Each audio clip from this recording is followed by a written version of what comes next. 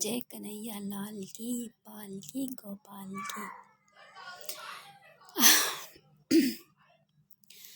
मन की क्षुद्रता, मन की शूद्रता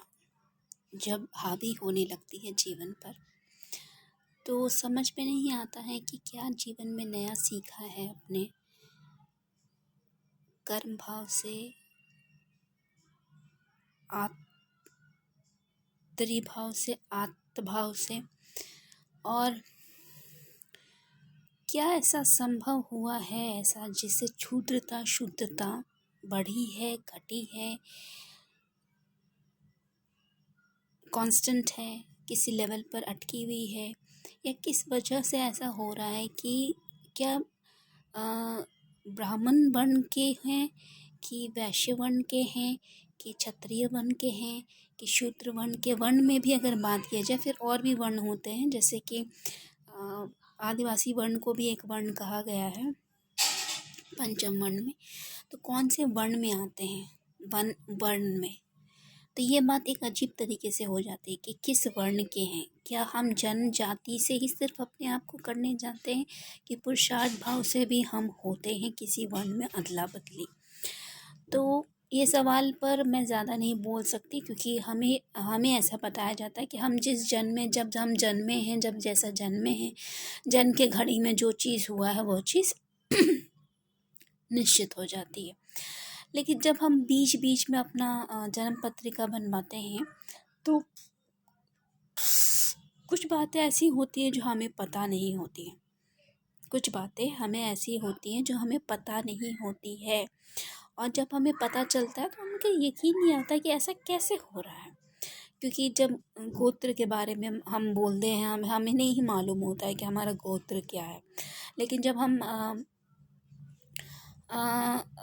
हम डिटेल्स भी नहीं दे पाते, लेकिन जब हमें बन के मिलता है पत्रिका, तो उसमें कुछ लिखा हुआ होता है, कृष्णार्थ कुछ इस तरीके से लिखा होता है।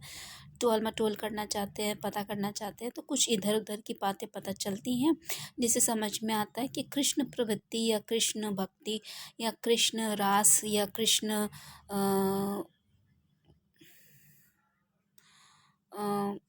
मार्ग पर चलने से, या कृष्ण की जैसे लालना पालना कामना करने से, कृष्ण मोहन कृष्ण शंकर रामा किसी की भी मतलब कृपा से या दृष्टि से कुछ इस तरीके से अगर हुआ है, तो मतलब समझ में आता है कि वो कृष्ण पक्ष की वजह से हुआ है, चंद्र की कलाओं की वजह से हुआ है, कि जन के चंद्र की कलाओं की वजह से हुआ है, या कुछ इस तरीके से कि मन में दास भाव आया है या कर्म में दास भाव आया है, कुछ क्षुद्रता है, कुछ शुद्रता है। तो मतलब कुछ क्षुद्र की मन में, तन में, लगन में, अगन में कुछ इस तरीके से हुई है बातें, किसी भी प्रारूप से, चाहे गुरु भाव से हुआ हो या काम भाव से हुआ हो या कर्म भाव से हुआ या धर्म भाव से हुआ या मोक्ष भाव से भी हुआ हो, किसी भी प्रकार से हुआ हो, थोड़ा तो कुछ ना कुछ हुआ होगा, तभी ऐसा कुछ हुआ है। ज्ञात हो चाहे अज्ञात ही बात हो, पर्दा डला हुआ हो चाहे खुली बात हो। तो जब इस बारे में बात खुलती है, तो समझ में आता है कि मतलब कहते हैं ना, जब ओ द्वार खुलता है तो आप बाहर की ओर बाहर मुखी हो सकते हैं, और आप भगवान के लिए आप रथ में भी बाहर निकल सकते हैं। और कृष्ण मार्ग पर आप जब अगर चल रहे हैं गोपी भाव से या दासी भाव से या सेविका भाव से या किसी भी प्रकार से, ये मैंने सुना है बहुत सारे कृष्ण भागवत और गीता के मतलब प्रवचकों से, गुरुओं से जिन्होंने कहा है, तो मुझे ऐसा मालूम चला है कि जब ओ द्वार खुलता है तो ओ द्वार खुलने पर ऐसा होता है।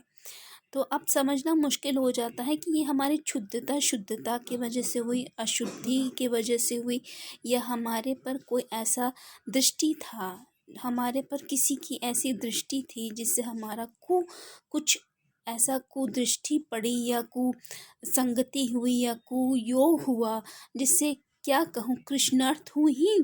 कि कृष्ण कृष्ण के ओ मार्ग से, ओ द्वार से रथ में मतलब आने जाने का, कहीं भी आने जाने का द्वार खुला।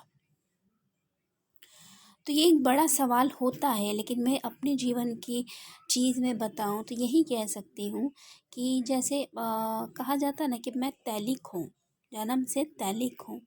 और मघी हूँ। तो मैं ऐसे ही अभी वीडियोस देख रही थी, तो मुझे कुछ पता चल रहा था कि मैं ऐसे ही समझना चाह रही थी धर्म के गुरुओं से कि मुझे क्या समझना चाहिए, नहीं समझना चाहिए। तो मैं वीडियोस देख रही थी,